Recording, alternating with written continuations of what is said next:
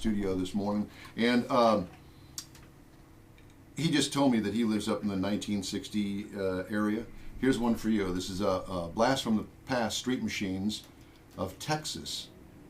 It is a cruise-in every Saturday night at the 24-hour fitness center on 1960 at Atascocita. Yeah, you got to cross 59. Yeah. Well, that ain't going to kill you. You can cross 59. I might slip through that. What time does it start? Let's see, 6 to 9 tonight. Okay. Okay. By the way, our vast unpaid research department, Frank McNeil has sent me something that said golden earring. Golden earring. Remember them? I remember Frank would them. know that. I've known him since he was 16 years old. Well, and thank he you. Still looks 16 years old. Thank you very much for that. Part. Well, we've obviously got a very special guest in the studio this morning, Robert Reid, former Houston Rocket, championship All-American star.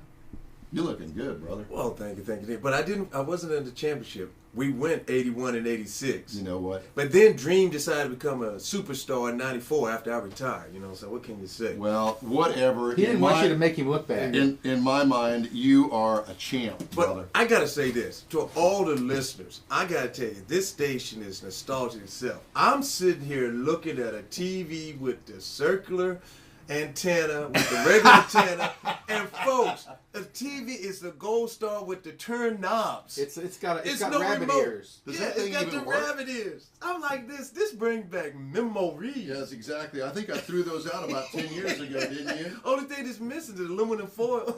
That's exactly Well, right. because we borrowed it to do something else. Yeah. We used it across the fuses. There you go. That's right. I'll tell you. But I came down here with my brother Jerry Rising, and I had told him when I got in the car with him this morning, this is why, coming down to the station, I picked him up at 6:15, and I said, now you know why I shake everybody's hands that were fans. Because knowing you get up at 5:30 in the morning, go to work from 7 to 9, you got to be a fan to come see me play. Because I didn't see the sun until 9. I'll bet you. Yeah, but you were up till 2 o'clock. There you go. It was a big difference. I saw the full moon. Well, Robert, we know you're a huge car nut. Yes, sir. And if you had the new contracts that some of the new guys got, you'd have a whole fleet of cars. No, I wouldn't. You wouldn't. No, sir. You still love model cars that much. I'm saving my money. There you go. I'm not paying for all what they cost. It's like, now if you got the money that Jay Leno has, I understand. Sure. Okay, but I don't have the Jay Leno money. So when I started, traveling, and I remember growing up, my dad, he was an Oldsmobile man. Okay? Yep. Oldsmobile man. My grandmother had that big Impala. Yep. We used to go fishing in the morning, 6 o'clock in the morning, go fishing. There'd be 8 grandkids in the back. You felt like in your living room, you still weren't touching nobody. Well, you're a Texas boy, too. Yeah. Well, no, I'm a military brat. Oh, okay. Grew up from Greece to Hawaii and all in between. Okay. But when you start looking at the cars, I realized I'm not going to buy the ones, but it was something when you look at them, and each of them had a different era. It's like when you got this one, it reminds you of Sylvester Stallone and Cobra. Now, what is that? That's a Mercury. Yes. What year is that Mercury? I don't know what the year this one is, but it's got in there old school in the back. And this, I can imagine that if I did have this one, this would be Saturday night. It's a chopped custom, like a 49 Mercury. It's a ZZ Top. And then you got Rebel Without a Cause. There you James go. Dean. Yeah. But one thing I like about these die-cast models is the fact that, look, they've got all the cool low-profile rubber on them. These are, it may be old school to some folks, but this is really latest state-of-the-art stuff. How many of these die-cast models you got? I've got about 40.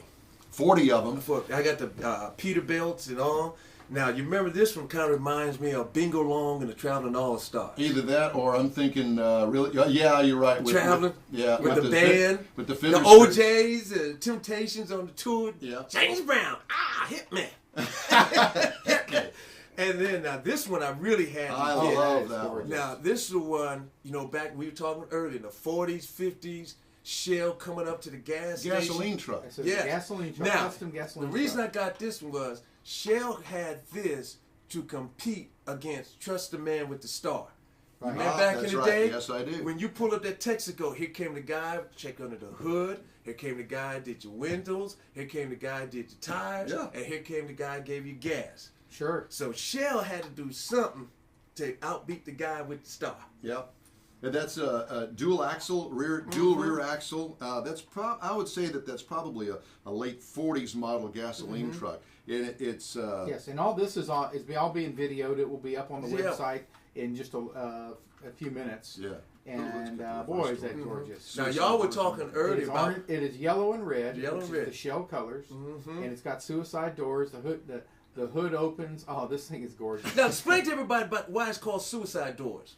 They open from the rear. They're hinged on the rear of the car. Instead of on the front of the car. So if you were going down the freeway at 50 miles an hour and you open that door would just rip right off the hinges. Rips right off and takes you with it. Yeah. It takes you with it. So, but they really are cool. This is one of the... Of course, the engine in this particular thing's got twin turbochargers on it, so Lord knows what... So would mine. Yeah. Now, y'all were talking early in your segment about Minnesota. Yep. All right? You remember this? Happy Days. Happy Days. You pulling up there, the kids pulling up there, getting towed from Arnold's. Let me see that. Yes, absolutely. Well, you know, that's funny. Now, this is like about a 53 Chevrolet, probably about a 3/4 one-ton. And it's a record. Record? Yeah, a record. And do you see how they got all the cables and all? Yeah, that's exactly right. That's one of those bumper lift. Yeah. Yeah, that's sure is. That's a heck of a deal. And it's got the gumball machine. You got the gumball machine on top. Yep. Now I found this. I looked talking about the record, and y'all know on your talk show, but it was in the newspaper. People talking about. A lady had a question. When I see a record coming with its lights on, do I have to pull over? No, you do not. Because I see these guys right here on Westheimer and 610, when it starts to rain, they hang out there like a bunch of vultures, knowing it's going to be a wreck. You're creating a wreck because everybody's looking to see what's going on. That's a whole nother story here, Bobby. That's a whole nother show. Now, also, I noticed that you have some of these things that are really interesting. Some presidential limousines. Yes, sir. I got the Kennedy, I got the Eisenhower, and Truman. Wow, you know, Donnie and I saw all of those at the Henry Ford Museum. They got them there live. The actual vehicles. Yep. I'm sure there were more than one, but they were pretty awesome. So, where do you find these things? Man, I can go 9 times to 10 is when I'm on the road traveling at the truck stops. Oh, really? I got them in there. How fun! And I guess you can find them all on the internet too. But no, I don't go on the internet. I don't buy nothing on the internet. I'm sorry, I'm old school. I want to hold it, look at it, feel it, make sure it's real instead of waiting. You send it to me. I've heard that. But also, I like to go to the antique stores. Ah, the old ones out in the country. Yeah, then they've got these diecast models. Yeah, they got them all out there. The kids turn them in. You know, the bigger ones, the smaller ones. But when I get down on the floor with my daughter, we be looking at them, rolling them at each other. You know, seeing them come at us. Yeah, sounds like some of the old toy trucks that I still have. Sure. Collecting dust in the garage, but at least I got them on. Well, check this out. Check this out. When I was in the 6th grade, I had 5,000 comic books. I had the first Superman, Batman, and all. They were only 10 cents then. Right. When I got to the 7th grade, my mom said I was spending too much time in it. She threw them away. Threw them all away. So now, no, try $500,000, $1 million. So now when I see old stuff, I'm saving it because one day it's going to be worth something. Well, you know, you're right. Thanks for coming in, man. Thank y'all for having me out here. It's great to be on your show. You guys doing a great job. Robert Reid, former Houston Rocket, joining us this morning. Thanks again. Time now is 7:48. Time to take a break. You're listening to In Wheel Time on News Talk 1070 KNTH.